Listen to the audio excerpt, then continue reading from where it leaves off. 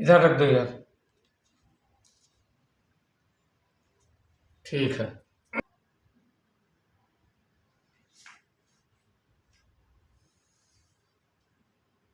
हाँ, आज का प्रश्न है, महाराज जी आपको सत सत प्रणाम। कृपया दिव्य दृष्टि पर प्रकाश डालें। अनुराग सेठ, इंदौर। ठीक। देखो भाई, सबसे पहले तो हम अपने इस देश की जनता से विनम्र निवेदन करते हैं, जो ये धर्म की, ज्ञान की, ध्यान की जगह जगह दुकानें खुली हुई हैं, इन पर विचार करके आप वहाँ जाएं, क्योंकि ये दिव्य दृष्टि का वो मामला है, सिद्धता और असिद्धता, वाक्पटुता, बातों का तर्क वितर्क, इनसे दिव्य दृष्टि का बहुत बड़ा अंतर समझो, बहुत बड़ी दूरी समझो।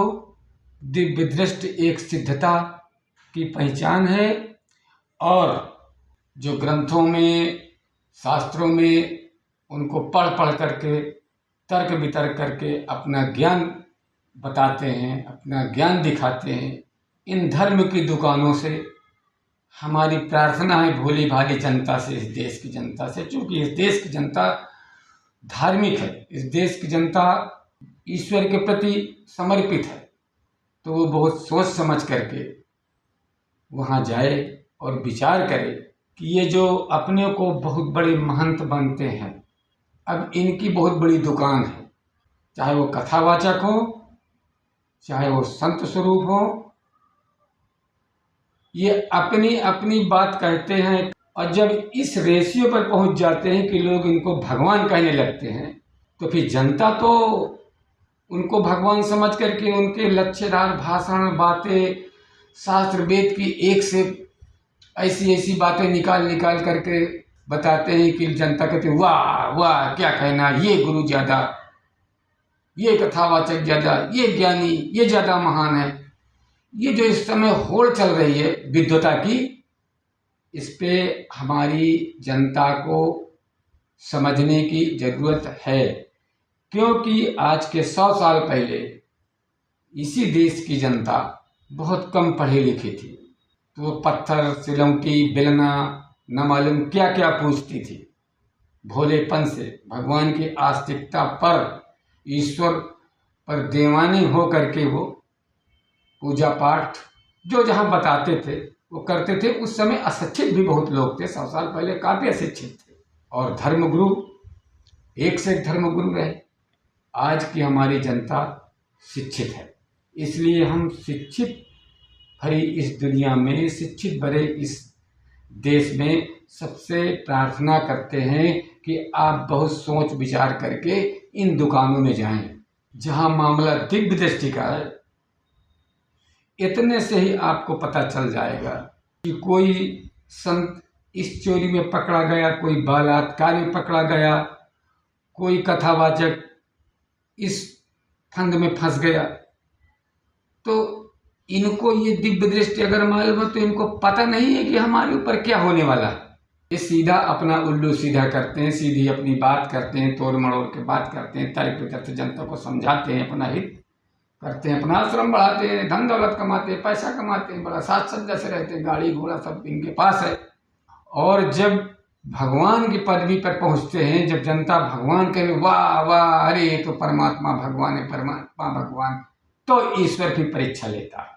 उस समय फिर ऐसा माहौल, वो अखंड, वो परम ब्रह्म परमात्मा जो पूरे विश्व का मालिक, पूरी दुनिया का मालिक, पूरे संसार का मालिक, वो फिर इनके परीक्षा का डंडा डालता है। और जैसे डंडा डाला तो वो महान गुरु पता चला कि ये तो इस फंद में पकड़े गए और अंदर चले गए। क्या उनके पास दिव्य दृष्टि नहीं है कि दिव्य दृष्टि से देख लेते कि अब हमको ये जेल होने वाली है? इस दिव्य दृष्टि को जानने वाले जो महान संत है, उनके पास किसी भी प्रकार की अहमता की, ज्ञानता की, मैं की भावना नहीं है। एकदम शांत स्वरूप तपस्वी, वो कोई दिखावे के चक्कर नहीं पड़ते। ऐसे जो संत हैं उनको किसी भी प्रकार की कोई भी दिक्कत या कोई फरेब लगाना चाहे तो हिम्मत नहीं है उनके सामने जाने की। ऐसे संत आज भी हैं। हमारे धारकुंडी वाले स्वामी महाराज जी हैं, श्री सच्चिदानंद स्वामी महाराज जी, उनके गुरु, महान गुरु, जो महान विद्वता को प्राप्त, ज्ञान को प्राप्त, ब्रह्म ज्ञान को प्राप्त परमात्मा स्वरूप श्री परमहंस महाराज जी रहे। उन्हीं के शिष्य धारकुंडी वाले सच्चिदानंद स्वामी जी हैं, जो आज भी हैं। और उनकी तपस्या के विषय में जग जाहिर है। कहने दे कोई उनको किसी प्रकार का लक्षण लगा दे, लगेगा ही नहीं। चाहे जितना फैरेब करके कोई जाए, उनके सामने टिकेगा नहीं। उनकी तपस्या इतनी है। और बाकी जो तमाम जितने हैं ऊट पटांग के, चाहे वो अपने को संत लगाएं चाहे भगवान लगाएं, वो एक तरफ से लाइन लगाए हुए हैं जेल जाने में। उनके पास न ज्ञान है, न ध्यान है, न विद्या। उनके पास केवल वाक पटता है। तो हम अपनी भोली भाली जनता से प्रार्थना करते हैं कि अब तुम शिक्षित हो, शिक्षित होकर के भी वहां आप लाइन लगाए हो। करोड़ों करोड़ों लोग पहुंच रहे हो, एक दूसरे पर इस समय लांछन लगाते हैं, मैं उससे बड़ा, उससे बड़ा, मैं उससे बड़ा। ये न बढ़ जाए, ये संत का ज्यादा नाम चल रहा है, न वो बढ़ जाए, केवल इतना ही चल रहा है। अगर इनके अंदर ज्ञान की, दिव्य दृष्टि की, अंतर मन ध्यान की, ये सब कुछ इनके पास विद्वता हो, इनके पास ब्रह्म ज्ञान हो, तो कोई क्या कह रहा है, हमसे क्या जरूरत है। कितना भी विरोध करे कोई, हमसे क्या लेना देना। हम शांत है, शांत स्वरूप है। हम भगवत्ता को प्राप्त करना चाहते हैं, ईश्वर के राह में चल रहे हैं। हमसे क्या मतलब है, कोई लाख बुराई करे, क्यों चिढ़े हम। करने दो उसको जिसको करना है। कि जितने एक दूसरे के बड़कपन में परेशानी कि मुझसे बड़ा ये, मुझसे बड़ा वो, इस शहर में वो बड़ा, इस जगह वो बड़ा, बस यही सब लगा। इनके पास जाने की क्या जरूरत है। आपको खुद ही आपके घर में गीता है, रामायण है, बहुत कुछ ग्रंथ हैं, उनको पढ़िए। उन्हीं का पढ़ करके उदाहरण आप लोगों को देते हैं, वही बात तो बताते हैं, सब कुछ वही बताते हैं, बाहर से कुछ नहीं लाते हैं। मैं कह रहा हूं, आपने जाना क्या, अपनी बात क्यों नहीं बताते हो। मैं बात को मान रहा हूं कि ठीक है, कृष्ण थे, राम थे, लेकिन उस समय मैं नहीं था, ये जनता थी। जो जमाना हो गया, तो बस वही जिसको देखो वेद रखे, कोई चौपाई सुनाते हैं और फिर उसी का उत्तर देते हैं। हम कहते हैं तुम अपने अंदर क्या चौपाई, आपने क्या प्राप्त किया, अपनी चौपाई बताओ। अपने दिव्य दृष्टि से आपको बताना चाहिए कि नहीं, जो हमारे वेद हैं, जो हमारे शास्त्र हैं, इनको मंथन करने के बाद इनके अनुरूप हमने तपस्या की, और तपस्या करने के बाद हमारे समझ में आया कि जो वेदों में लिखा है वो सत्य है, हमको दिव्य दृष्टि प्राप्त है। इसका भी कुछ समय समय पर दिखाने की प्रवृत्ति होनी चाहिए। ऐसा नहीं है कि कोई जबरन कह दे कि तुम्हारे लक्षण लगा दे कि ये युवती कह रही है कि ये बाबा हमारे साथ बलात्कार किया, और तुम सीधे जेल चले जाओ। जब तुमने किया नहीं तो जेल जाने की क्या जरूरत है। उस युवती की हिम्मत ही ना पड़नी चाहिए कुछ कहने की, क्योंकि दिव्य दृष्टि का मतलब है सिद्धता। मजाल है किसी सिद्ध संत के सामने कोई खड़ा हो जाए, बुरी भावना तो छोड़ो, अच्छे भले आदमी के पांव कपने लगते हैं, हिम्मत नहीं पड़ती। हमारे स्वामी जी ने परमहंस श्रीमंद स्वामी सरकार, हिम्मत नहीं पड़ी थी किसी को। और किसी प्रकार का लक्षण तो छोड़ो, लगाने की लक्षण तो बहुत दूर की बात है, लगाएंगे क्या जब किसी के उनके पास जाने की हिम्मत है नहीं। अब हमारा सर्व समाज, शिक्षित समाज सब कुछ देख रहा है। आए दिन बाबा, आए दिन कथावाचक, एक दूसरे को गाली देते हैं, एक दूसरे को बुरा भला कहते हैं, ये भी कहते हैं वो गलत बोल रहा है, वो सही बोल रहा है, वो झूठ बोल रहा है, सब कुछ शुरू है। अब फिर भी पीले चले जाते हैं। ये शिक्षित जनता, पढ़ी लिखी जनता फिर भी उनके मुरीद है। ये हमारे समझ में नहीं आता कि जो बता रहे हैं क्या कुछ अलग से बता रहे हैं। अगर कुछ अलग से बता रहे हो तो बताइए। रखे हुए शास्त्र, रखे हुए उपनिषद, रखे हुए गीता, रामायण की चौपाई, ये सब बोलते हैं। ये तो जनता जानती ही है। जब आप लोग जानते हो तो वहां अपना टाइम क्यों बर्बाद करते हो, पैसा टाइम क्यों बर्बाद करते हो। अब मूल बात पे आ जाइए कि इस जिज्ञासु ने पूछा है कि महाराज जी दिव्य दृष्टि पे प्रकाश डालो। हमने अपने परमहंस परमात्मा स्वरूप जो अर्जुन का मिलन ईश्वर से हुआ है, ऐसे गुरु के हमने बहुत कुछ दिव्य दृष्टि की करिश्मा खुद देखा, तो उन्हीं की बात हम बता रहे हैं। अभी उस परिपक्वता पर मैं नहीं पहुंच पाया हूं। मैं क्यों झूठ बोल रहा हूं, धीरे धीरे चल रहा हूं। जब उनकी कृपा हो जाएगी तो वो भी हो जाएगा।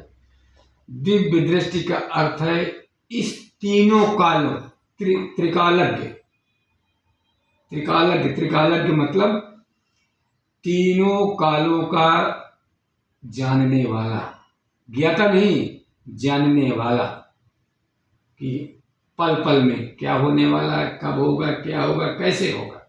इसको जो जानता है, जो जानने वाला है, वो दिव्य दृष्टि वाला है। इनमें से कोई जानने वाले नहीं है।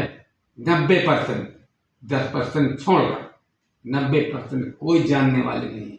अगर ये कोई जानने वाले हों तो स्वयं को ये कह देंगे कि कल हमको ऐसा होने वाला है। ये हमारे पूर्व जन्म के पूर्व कर्म के संस्कार है। इसमें मेरी भोले भाले मेरे सत्संगी, मेरी जनता या मेरे भक्त लोग, आप घबराइएगा नहीं। मुझे जो कल जेल होनी है, मुझे जो बलात्कार का वो लगना है, अपयश, ये मेरे पूर्व जन्म का संस्कार है। इस तिथि पर मेरे साथ ऐसा होगा।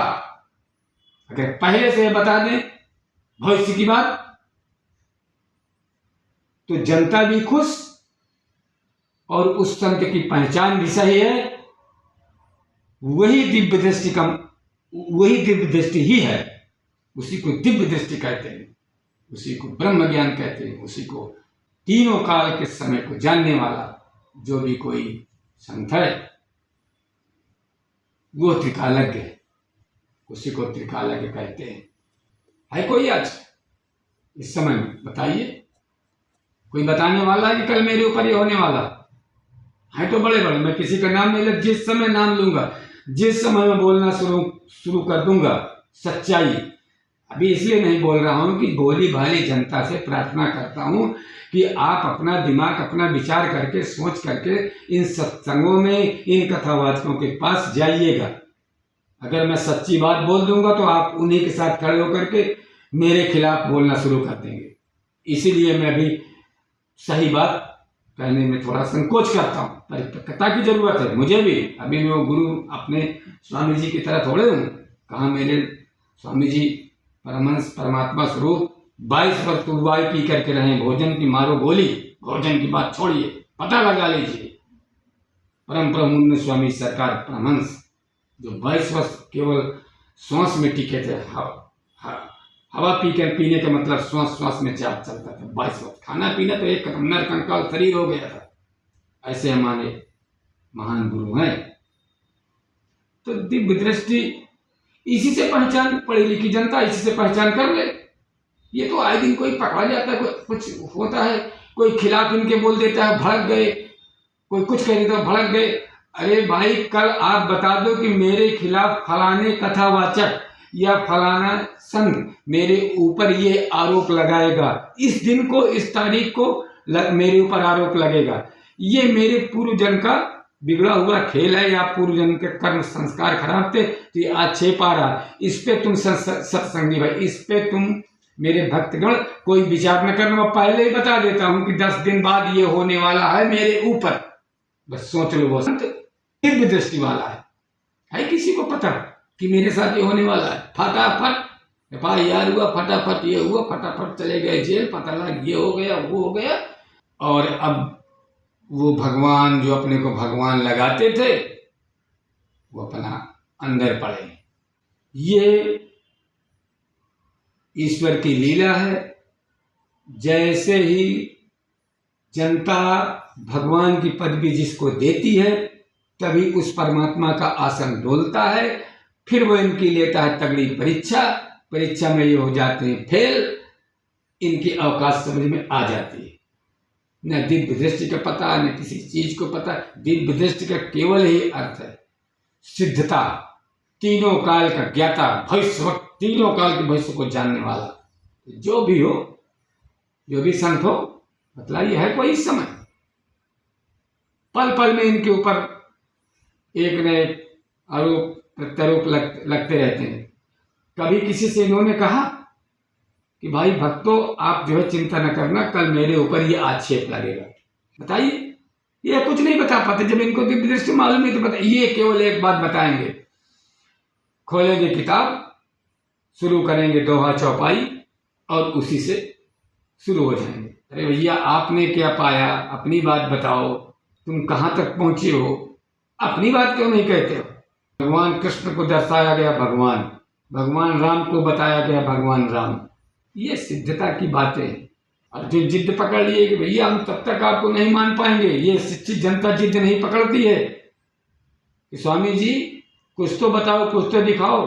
अर्जुन ने सीधे एक बात बोल दिया, प्रभु तुमने 20 लाइन बता दिया भगवान को पाने की, हम किस लाइन में जाएं। अभी हमारे अंदर का संशय इन्हें दूर हुआ कि भगवान कृष्ण आप भगवान हो कि नहीं हो। अगर आप सचमुच में जैसा बताते हो ईश्वर हो, परमात्मा हो, तो आप हमको दिखाइए। ये अर्जुन ने बोल दिया। भगवान कृष्ण थे ही, उन्होंने कहा अर्जुन बैठ और ले देख। दिखा दिया अर्जुन को। वो त्राई त्राई करने लगे, त्राईमाम त्राईमाम, ठीक है जैसा आप कह रहे हो उससे। ये भगवत्ता है, ये दिव्य दृष्टि है, ये अपरंपार है, ये सब कुछ है। यही इनसे कृष्ण से भी बड़े, गुरु ब्रह्मा गुरु विष्णु गुरु साक्षात परम ब्रह्म, इनसे भी बड़े बन करके बैठे आए कुछ नहीं। भगवान राम बताइए कितनी छोटी सी उम्र में ललकारा रावण को। यहां तो चले जाते सीधा जेल, रावण की तो छोड़ो ललकारने की, यहाँ किसी की हिम्मत नहीं। जिस संत के पास सिद्धता है, अगर वो चाहे ले तो राजपाठ को भंग कर दे, अगर वो चाहे ले। आप सोच लीजिए, कहाँ कोई है। बातें बताते हैं, केवल इधर की बातें बताते हैं, दुनिया भर की बात करते हैं। मगर गीता पे बोल दें, रामायण पे बोल दें तो बवाल खड़ा हो जाएगा। सच्ची बात बोल दें बवाल खड़ा हो जाएगा अभी तत्काल। इसलिए शांत है। जब तक जनता शिक्षित नहीं होगी, शिक्षित तो है, जब तक जनता समझेगी नहीं इनकी पोल, जो यहाँ दुकानें खुली हैं जगह जगह पर धर्म की, और भगवान को दिखाने की, पाने की और कृपा देने की जितनी दुकानें खुली हैं, जब तक इन दुकानों से ऊब कर जनता शांत होकर के बैठ नहीं जाएगी तब तक कुछ करने लायक नहीं है। कोई सही प्रवचन करता, यदि गुरु की कृपा से, गुरु की वाणी से सही बात कोई आध्यात्मिक अंदर के अंतरात्मा से कोई बात बताता है तो उसी के खिलाफ शुरू हो जाएगी। क्योंकि ये जनता का मामला बिल्कुल अंधापन है, सीधे चले जा रहे हैं। अरे मेरे गुरु महान, इनको कैसे आपने ऐसा कह दिया। मेरे ये कथावाचक तो भगवान से कहाँ आपने ऐसा कह दिया, मेरे पीछे पड़ जाएंगे सही बात बोल दूं तो अगर किसी को दिव्य दृष्टि की जरूरत है, कोई दिव्य दृष्टि पाना चाहता है, अगर इस विषय में पूछना नहीं, पाना चाहता है, जानना चाहता है, जानना अपनी जगह पाना चाहता है, आइए चित्रकूट मेरे पास। सोमवार मंगलवार हफ्ते में 2 दिन, खासकर मंगलवार जरूरी, मंदाकिनी गंगा किनारे आइए, देख भी लीजिए दिव्य दृष्टि और समझ भी लीजिए। और आप ऐसा कर लीजिए, आपको भी दिव्य दृष्टि मिल जाएगी। जो कहोगे वो हो जाएगा तत्काल। लेकिन पाने के बाद फिर तुम कुछ नहीं कहोगे कि अरे बेकार में हम अपनी तपस्या खराब करते हैं। ये संसार उटपटांग चलता ही रहता है। वो गदगद रहोगे, पाने के बाद गदगद हो जाओगे, गदगद हो। अंदर अंदर बोलेंगे कि दिव्य दृष्टि होने के बाद अंदर भावना आएगी, जो कहोगे हो जाएगा, जो कहोगे हो जाएगा, जैसा कहोगे वैसा हो जाएगा, क्योंकि आपने इतना तप कर लिया। ये अंदर अंदर आएगा, बार बार आएगा, बार बार आएगा। तुम सोचोगे कि हम बेकार अपनी तपस्या क्यों खराब करें, ये चूतियों के चक्कर में जो अंधे वक्त घूम रहे, क्या लेना देना, उसके समझ में सब आ जाएगा। 1 महीने के अंदर, कोई 2 4 10 साल की बात नहीं करते। आइए बैठिए, जैसे कहें वैसा करना। हमसे पूछोगे कि आप बताइए, तो हम गुरु से पहले आदेश लेंगे। आदेश करने के बाद अगर आदेश कर देंगे तो देख लेना। ऐसा नहीं कि ऐसे हवा में बोलते हो।